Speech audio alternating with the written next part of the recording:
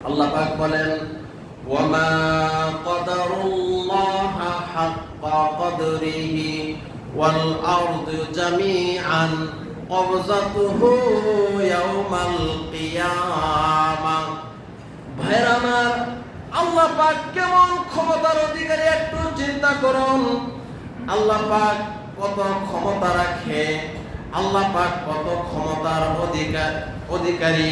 সূরা জুমারের আয়াতে আল্লাহ বলছেন আকাশ জমিন আল্লাহ কাল কিয়ামতের মাঠে আকাশ জমিনকে তিনি হাতের মুঠে নিয়ে আসবেন। সুবহানাল্লাহ। সারা পৃথিবী আল্লাহর হাতে থাকবে, একেবারে পেঁচাইয়া মুড়াইয়া আল্লাহ পাক হাতের মুঠে নিয়ে আসবেন। চিন্তা করছেন আল্লাহ কত ক্ষমতা, কত ক্ষমতার অধিকারী আল্লাহ। হাদিসের মধ্যে আল্লাহ বলছেন ইয়াকবিজুল্লাহুল আরদা ইয়াওমাল কিয়ামাহ। আল্লাহ কি করবেন? পৃথিবীকে একেবারে মুটিয়ে, জমিনকে আল্লাহ পাক মুটিয়ে পেঁচে হাতের মুঠে নিয়ে আসবেন। ওয়ায়াতবিস সামাই বিয়ামিনিহি, এবং আরেক হাতে আল্লাহ পাক আকাশ নিয়ে আসবেন। নিয়ে আসার পরে আল্লাহ বলবেন সুম্মা ইয়াকুল আনাল মালিক।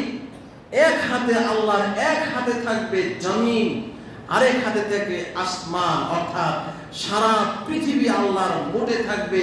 তারপরে আল্লাহ বলবেন আনাল মালিক, আমি হচ্ছি রাজা, আমি হচ্ছি প্রেসিডেন্ট, আমি হচ্ছি ক্ষমতাশীল।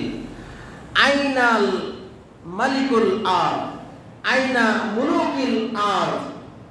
পৃথিবীর রাজারা, পৃথিবীর ক্ষমতাশীলেরা তোমরা কোথায়? কে কোথায়? আসো দেখি বের হয়ে। কেউ বের হয়ে বা নিস্তব্ধ। আল্লাহ এরকম বলতে থাকবেন আনাল মালিক, আমি হচ্ছি রাজত্বের অধিকারী, ক্ষমতার অধিকারী আমি।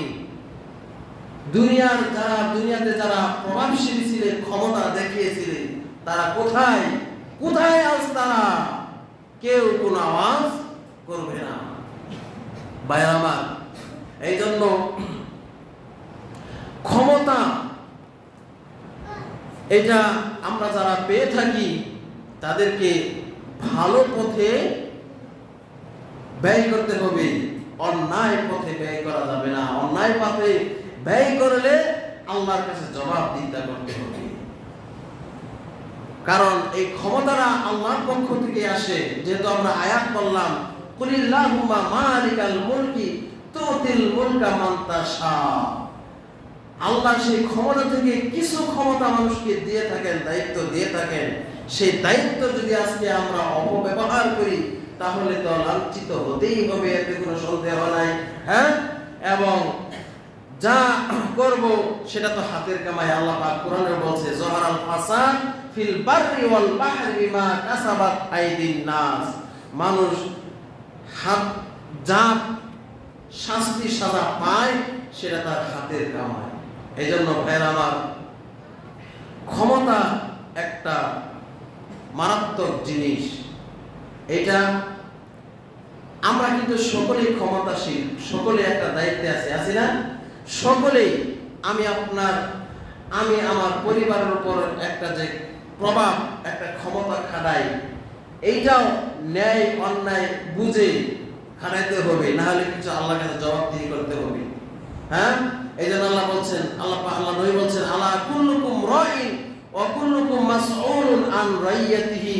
তোমরা পৃথিবীতে সকলেই দায়িত্বশীল, সকলেই ক্ষমতাবান। কেউ পরিবারের উপর, কেউ সমাজের উপর, কেউ ওয়ার্ডের উপর, কেউ ইউনিয়নের উপর, কেউ থানার উপর, কেউ জেলার উপর, কেউ উপজেলার উপর, কেউ সারা বাংলাদেশের উপর। কথা ঠিক বুঝতে পারছেন?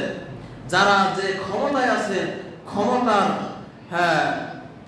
অপব্যয় করা যাবে না। ক্ষমতা সঠিক পথে ব্যয় করতে হবে, না হলে আল্লাহর কাছে ধরা খেতে হবে।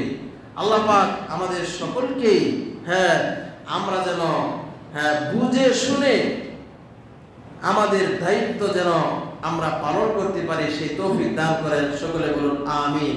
ভাইরা আমার, আমরা আসলে এই যে আমরা যতই ক্ষমতা দেখাই না কেন, এই ক্ষমতা কিন্তু কিছুই না। হ্যাঁ, 1 মিনিটেই শেষ হয়ে যেতে পারে, 1 চোখের পলকেই শেষ হয়ে যেতে পারে, কিন্তু আল্লাহর ক্ষমতা শেষ হবে না, চিরস্থায়ী। আল্লাহর ক্ষমতা কি? চিরস্থায়ী। বিভিন্ন আয়াতে আল্লাহ পাক তার ক্ষমতা প্রকাশ করেছেন। তার মধ্যে একটি আয়াত হলো আয়াতুল কুরসি, আমরা সকলেই মুখস্থ পারি। হ্যাঁ, আল্লাহু লা ইলাহা ইল্লা হুয়াল হাইয়ুল কাইয়্যুম লা তা'খুযুহু সিনাতুন ওয়া লা নাওম। এভাবে পুরো আয়াতের মধ্যে আল্লাহ বলছেন আল্লাহ হচ্ছেন চিরস্থায়ী, চিরঞ্জীব। হ্যাঁ, আল্লাহর কোনো মৃত্যু নাই, আল্লাহর শেষ নাই। হ্যাঁ, আল্লাহর কোনো কি নাই? শেষ নাই। আল্লাহ এমন ক্ষমতাবান, আল্লাহকে ঘুম তো দূরের কথা, তন্দ্রাও তাকে স্পর্শ করতে পারে না। সুবহানাল্লাহ। এজন্য ভাইরা আমার, আল্লাহ পাক আমাদের সকলকে আল্লাহ যে ক্ষমতাশীল, এটা যেন আমরা বুঝে শুনে আল্লাহর উপর ভরসা করতে পারি, এবং আমরা যারা যে দায়িত্বে আছি, এইটা যতটুকু আমার ক্ষমতা রয়েছে এটা আল্লাহর পক্ষ থেকেই, এই দায়িত্ব যেন আমি আপনি সুন্দরভাবে সঠিকভাবে পালন করতে পারি। আল্লাহ পাক আমাদের সকলকে সেই তৌফিক দান করেন। সকলে বলুন আমিন। বারাকাল্লাহু লানা ফিল কুরআনিল আযীম ওয়া নাফা'না ওয়া ইয়্যাকুম বিল আয়াতি ওয়া যিকরিল হাকীম। ইন্নাহু তাআলা জাওয়াদুন কারীমুন বারিউর রাউফুর রহিম।